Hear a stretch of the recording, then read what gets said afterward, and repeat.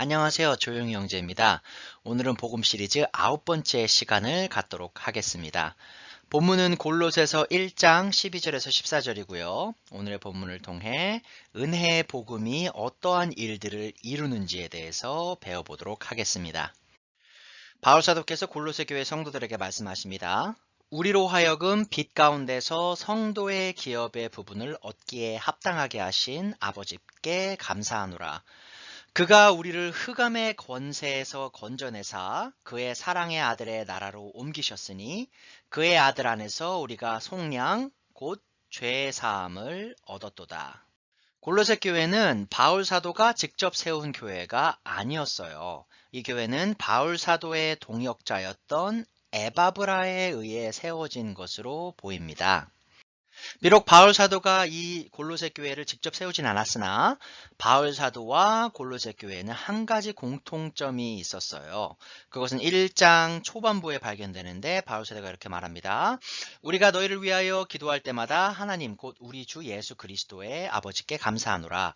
이는 그리스도 예수님 안에 너희의 믿음과 모든 성도에 대한 사랑을 들었으며 너희를 위하여 쌓아둔 소망으로 말미암음이니 곧 너희가 전에 복음의 진리의 말씀을 들은 것이라. 이 복음이 이미 너희에게 이름에 너희가 듣고 참으로 하나님의 은혜를 깨닫는 날부터 너희 중에서와 같이 또한 온 천하에서도 열매를 맺어 자라는도다. 이 공통점이 무엇인지 아시겠나요? 여기서 말하는 공통점은 바로 복음입니다. 이 골로새 성도들이 복음의 진리를 깨닫게 되었죠. 그래서 이 복음으로 말미암아 그들이 참된 하나님의 은혜를 깨닫게 되고 또 그로 인하여 이 은혜의 열매를 맺고 있다라고 바울 사도가 말씀하고 있습니다.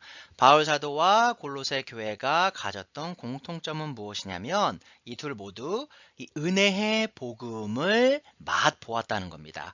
그로 인해 바울 사도가 그들을 내 형제요 자매라고 부를 수 있었던 것이죠. 그들이 공유했던 이 은혜의 복음을 통해 그들은 같은 종류의 구원을 얻었습니다. 복음을 향한 믿음이 그들의 구원을 이루었고 또한 이것이 서로를 영적 형제 자매로서 사랑하며 하나님을 향해 소망을 두도록 이끌었던 것이죠.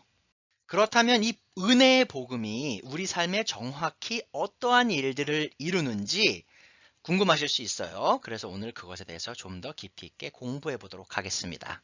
하나님께서 은혜의 복음을 통해 이루시는 첫 번째 일입니다. 은혜의 복음은 우리에게 거룩한 영적 유산을 제공한다.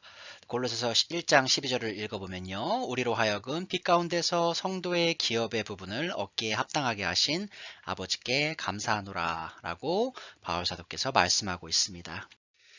이 하나님의 은혜의 복음이 우리에게 거룩한 영적 유산을 제공하는데 이것이 누구로부터 시작됐다고 지금 바울 사도께서 말하고 있죠? 바로 아버지, 하나님 아버지로부터 시작되었다라고 얘기하고 있습니다. 그러하기에 바울 사도가 하나님 아버지께 감사를 올리고 있는 거죠. 복음은 하나님 아버지의 계획으로 시작되었기에 바울 사도는 아버지께 감사를 올립니다. 우리가 이 복음에 대해서 물론 예수님께 감사하는 마음을 가져야 되고 예수님께 감사를 올려야 되잖아요. 자, 그런데 어떤 분들은 이걸 간과하는 경우가 있어요. 요한복음 3장 16절에 보면 하나님께서 세상을 이처럼 사랑하사 자신의 독생자를 주셨으니 라고 하잖아요. 여기서 그 요지는 하나님 아버지께서 이 복음을 직접 계획하셨고 자신의 아들을 직접 보내셨다라는 겁니다. 그래서 이 복음을 이해할 때 우리가 먼저 생각해야 될 것은 뭐냐면 하나님 아버지께서 계획하시고 또 하나님 아버지께서 이루신 일이 바로 복음이라는 것이죠. 그러하기에 골로새서 1장 2절에 바울 사도가 또 이렇게 말합니다. 우리 아버지 하나님으로부터 은혜와 평강이 너에게 있을지어다. 물론 예수님을 통해 또 성령님을 통해 우리가 은혜와 평강을 누릴 수 있지만 그 모든 선한 것, 모든 귀한 복들, 이 모든 것의 첫 번째 그 원천이 바로 하나님 아버지께 있다라는 것이죠.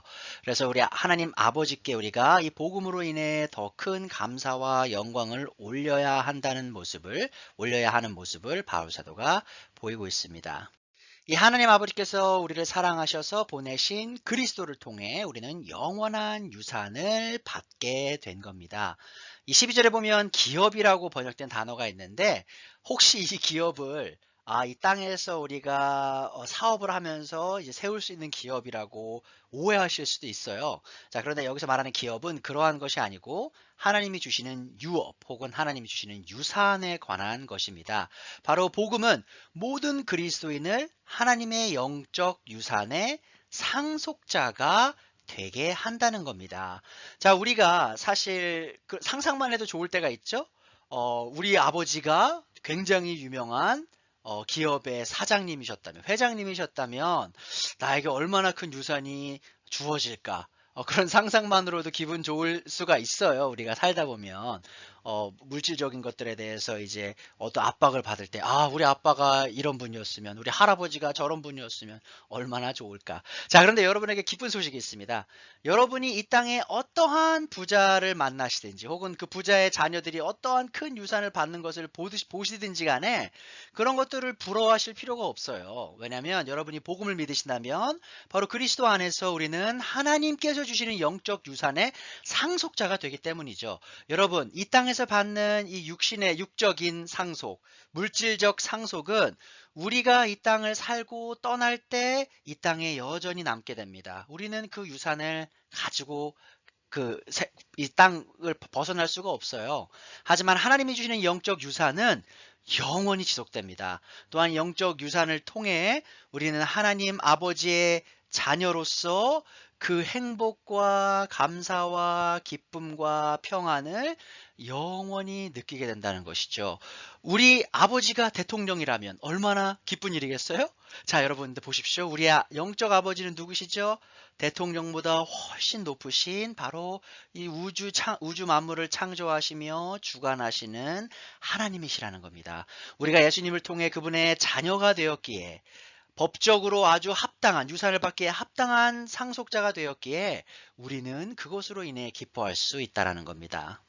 이 하나님께서 우리에게 유산을 주셔서 우리를 자신의 상속자로 만드심은 바로 그리스도를 통해 우리를 거룩하게 구별하시고자 함이었다는 겁니다.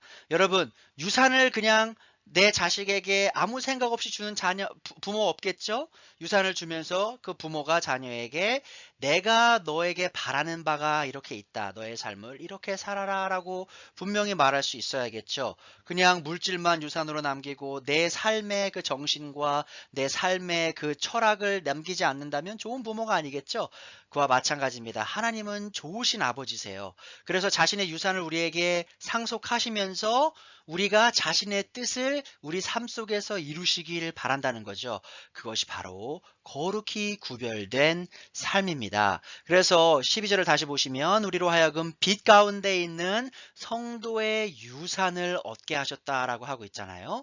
자, 이 빛 가운데 서 있다. 무슨 말이죠? 바로 우리가 어둠으로부터 이제 멀리 떨어져 빛 가운데, 옳은 것 가운데, 거룩한 것 가운데 서야 한다고 말씀하고 있는 것이고요. 또한 성도의 유산이라고 말하잖아요. 성도라는 말이 뭡니까? 바로 거룩한 사람들이라는 겁니다. 하나님을 위해 거룩히 구별된 자들이란 것이에요.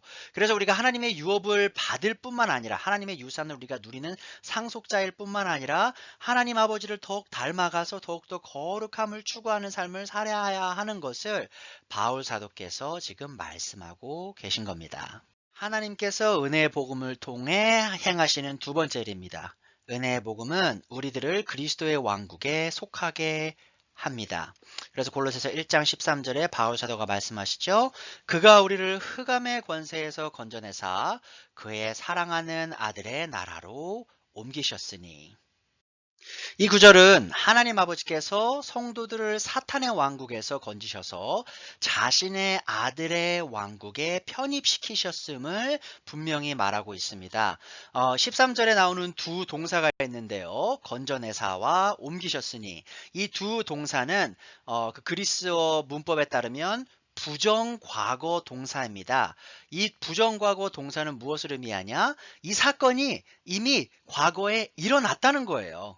예수님께서 우리를 위해 돌아가신 사건을 우리가 마음으로 믿었을 때 우리는 그 순간 이 사탄의 왕국에서 바로 자신의 하나님 아들의 왕국으로 편입이 되었다는 겁니다.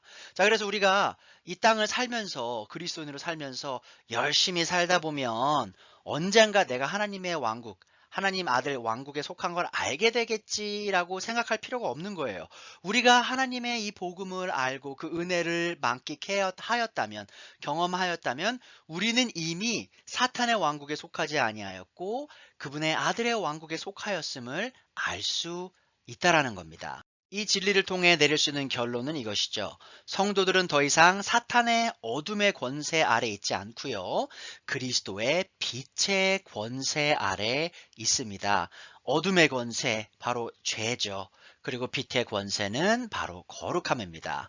제가 좀 전에 말씀드렸지만 우리는 빛 가운데 있는 성도의 유산을 받은 자들이에요. 자, 12절과 13절이 대조를 이루죠.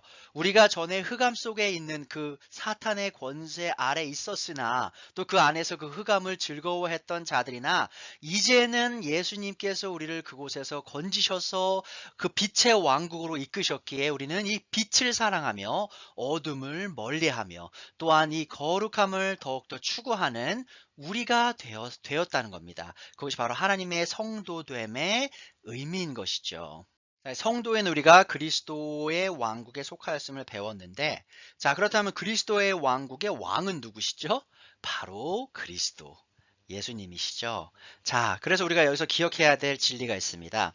성도가 그리스도의 왕국에 속하였음은 그들의 충성이 이 왕국의 왕이신 예수님께 전적으로 드려져야 한다는 것입니다.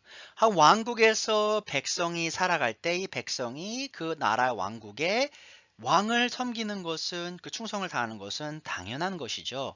그와 마찬가지입니다. 우리가 그리스도의 왕국의 백성이 되었어요. 그렇다면 우리의 충성, 우리의 섬김은 누구에게 가야 되냐? 바로 우리 왕국의 왕이신 그리스도께 가야 한다는 겁니다. 그렇다면 우리가 어떻게 사탄의 왕국에서 건짐을 받아 예수님의 왕국에 속할 수 있었나요? 이 이유를 알 때 우리는 왜 이 우리의 왕이신 예수님께 더 충성해야 되는지를 알 수 있게 됩니다. 우리가 더 이상 사탄을 섬기지 아니하고 그리스도를 섬겨야 하는 이유, 바로 은혜의 복음이 이루는 세 번째 일에 있습니다. 그 이유는 바로 이거예요. 은혜의 복음은 우리의 죄 용서의 구속을 이룬다는 겁니다. 자, 골로새서 1장 14절에 바울 사도가 또 말씀하시죠. 그 아들 안에서 우리가 속량, 곧 죄사함을 얻었도다. 바울 사도가 우리의 죄사함에 대해서 얘기하고 있습니다. 죄사함을 이루는 속량 혹은 구속이라고 번역하실 수 있는데 그 일이 어디에서 일어나고 있죠? 누구를 통해 일어나고 있죠? 바로 그 아들 안에서, 혹은 이렇게 번역할 수 있겠죠? 그의 아들을 통하여. 참된 복음은 언제나 하나님의 아들 예수님을 통한 죄 용서에 대해서 말을 해요. 그래서 여러분들께서 혹시라도 이렇게 생각하셨다면 내가 무언가를 이루어서 내 죄 용서를 이루어야지, 혹은 내가 다른 사람이 어떤 행한 좋은 일을 통해 내가 내 죄의 용서를 이루어야지 라고 생각하셨다면 크게 착각하시는 거예요. 왜냐하면 우리 죄의 용서를 이루는 속량, 이 구속은 오직 하나님의 아들 예수 그리스도만을 통해서 이루어지는 겁니다. 예수님께 우리의 죄를 위하여 죽으시고 묻히시고 부활하신 그 복음의 그 사건, 그것을 믿지 않고는 우리는 어떠한 죄의 용서도 받을 수 없다라는 겁니다. 제가 두 번째 요지를 공부했을 때 이런 질문을 했었죠. 하나님 아버지께서 어떻게 우리를 사탄의 왕국에서 건지셔서 자신의 아들 예수 그리스도의 왕국에 편입시키시나? 그것에 대한 해답은 바로 이 속량이란 단어를 이해할 때 우리가 알 수 있게 됩니다. 해답을요. 자, 이 속량은요, 바로 예수님께서 성도인 우리를 값을 주고, 아주 귀한 값을 주고 사셨음을 의미해요. 우리가 어떤 물건을 살 때 어떤 페이를, 돈을 내야 하는 것처럼 우리가 이 사탄의 왕국으로부터 벗어날 때 치러야 될 값이 있었습니다. 자, 그 값을 예수님께서 완벽하게 치르시고 우리를 법적으로 아무 문제 없이, 하나님의 율법으로 봤을 때 아무 문제 없이 자신의 것이 되도록 만드셨다라는 거예요. 예수님께서 우리 죄의 용서를 위한 모든 죄값을 다 치르셨다는 겁니다. 자, 우리가 죄를 지었을 때 항상 그에 대한 값이 있다고 배웠었죠. 로마서 6장 23절에 바울 사도가 말합니다. 죄의 싹은 사망이니. 자, 이 죄를 지은 모든 사람들은 사망의 값으로 그 죄값을 갚아야 합니다. 영원한 파멸이죠. 자, 하지만 하나님께서 우리를 불쌍히 여기셔서 자신의 아들을 보내셨는데 그 이유가 무엇이냐? 바로 이 아들께서 우리의 죄값을 대신 치르신 거예요. 무엇으로요? 자신의 피로 혹은 자신의 생명으로.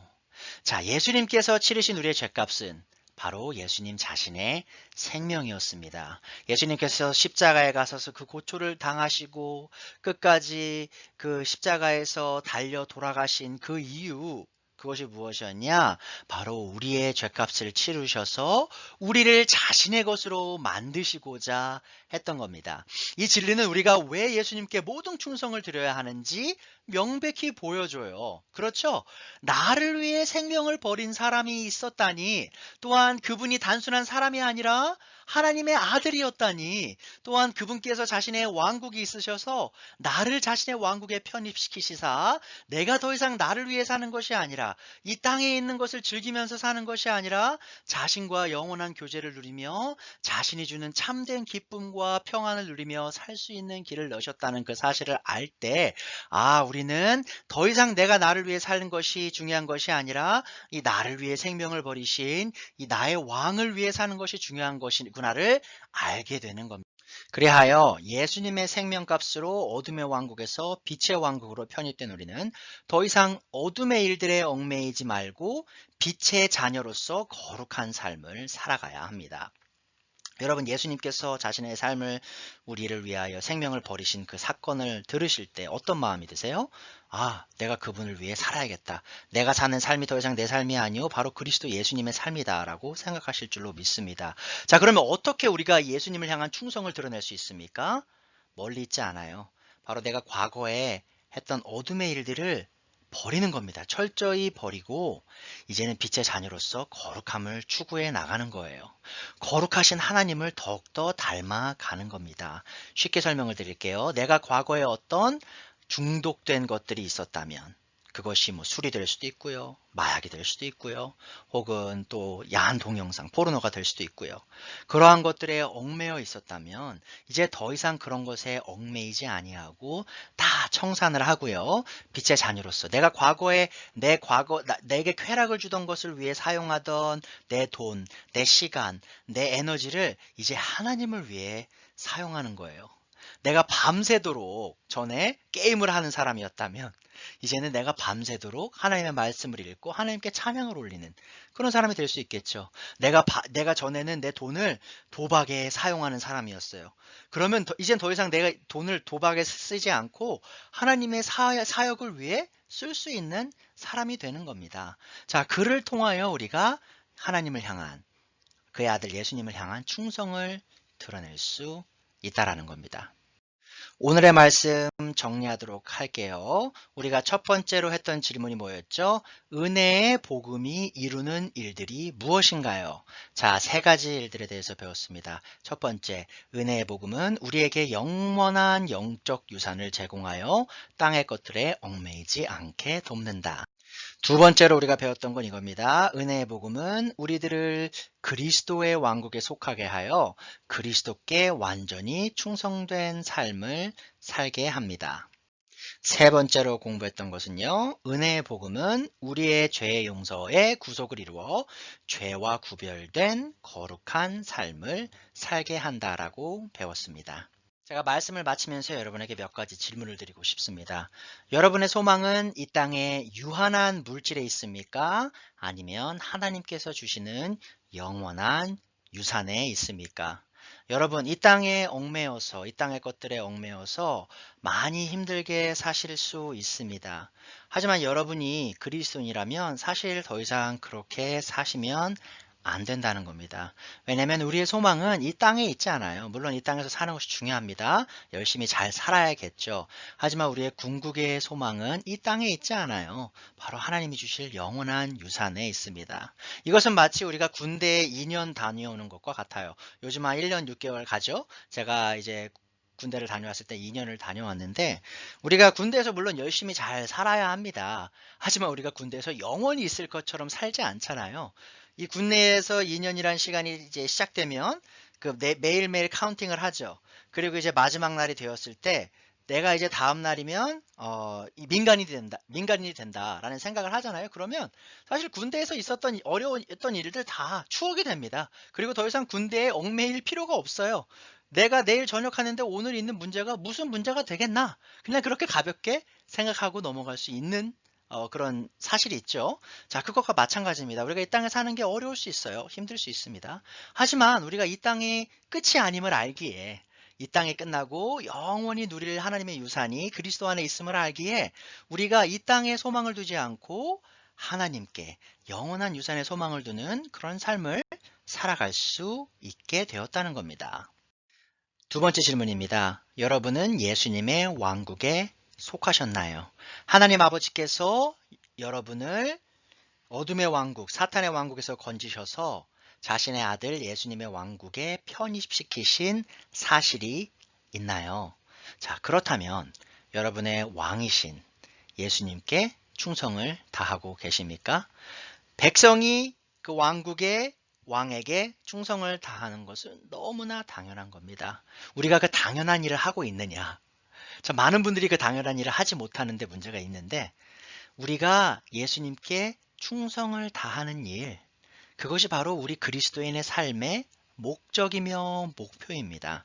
자, 그래서 여러분이 혹시라도 여러분의 충성된 마음이 예수님께 가지 않고 이 세상으로 향하고 있었다면 이 시간 다시 한번 마음을 다잡으셔서 나를 위해 생명을 버리신 예수님께 내가 충성을 다하리라 다짐하는 시간이 되셨으면 좋겠어요. 세 번째로 질문합니다. 여러분은 예수님의 피를 통해 죄 사함을 얻으셨나요? 여러분은 예수님께서 여러분의 죄로 인해 십자가에 달려 돌아가시고 묻히시고 부활한 사건을 믿고 계신가요? 그러하시다면, 그것을 믿으신다면 또 한 가지 질문이 있습니다. 이 죄로부터 예수님께서 돌아가신 이유, 그 죄로부터 구별된 거룩한 삶을 추구하고 계신가요? 제가 두 번째 질문했었죠. 예수님께 충성된 삶을 살고 계신지, 우리가 어떻게 예수님께 충성합니까? 바로 죄를 멀리하며 거룩한 삶을 살아감을 통해 예수님께 충성을 다할 수 있습니다. 여러분, 이 세상에서 이제 살아가다 보면 여러 종류의 그리스도인들을 만납니다. 저도 개인적으로 많은 그리스도인들을 알고 있죠. 자, 그런데 좀 유명하신 분들이 있어요. 뭐 유명한 목회자가 될 수도 있고, 설교자가 될 수도 있고, 어떤 교수가 될 수도 있고요. 신학 교수가 될 수도 있고, 정말 그리스도인으로서 큰 내 이름을 이렇게 떨친 분들이 많이 있는데, 우리가 흔히 그렇게 생각할 수 있어요. 와, 저분들은 하나님 왕국에 가면 얼마나 큰 상금이 클까? 자, 그런데 그분들의 어떠한 삶을 살았는지 조금 가까이 가서 보면 사실 그분들의 삶이 거룩함과는 거리가 있는 삶을 산 분들도 분명히 있습니다. 자, 그렇다면 하나님이 보시기에 그분들이 하나님께 충성을 다했는가? 그분들이 열심히 무언가를 이루어서 자신의 이름을 내었겠지만 하나님이 보실 때 그들의 그 열심히 산 삶은 충성된 삶이 아닐 수 있다라는 겁니다. 왜냐하면 만약에 그들이 거룩한 삶을 살지 않았다면 말이죠. 저도 이 생각을 마음속 깊이 간직을 해야 하는데 무엇이냐? 제가 설교자로서 아주 위대한 설교를 할 수도 있습니다. 또 제가 신학자로서 아주 위대한 책들을 펴낼 수 있어요. 그러함에도 제가 매일매일 순간순간 거룩함을 추구하지 않는다면 하나님이 보시기에 저는 위대한 그리스도인이 아니에요. 저는 하나님께 충성된 그리스도인이 아니라는 겁니다. 자, 여러분, 하나님께 충성된 그리스도인으로 보여지고 싶습니까? 예수님께 충성된 그리스도인이 되고 싶으신가요? 자, 그렇다면 한 가지 길밖에 없습니다. 여러분은 거룩한 삶을 추구하셔야 돼요. 과거에 내가 했던 그러한 버릇들, 내가 과거에 즐겨 했던 것들을 멀리 하시고 이제는 하나님이 바라시는 예수님을 닮아가는 그 거룩한 삶을 추구하셔야 됩니다. 왜냐하면 그것만이 예수님께 충성을 다하는 길이기 때문이죠. 오늘 말씀 여기까지 하도록 하겠습니다.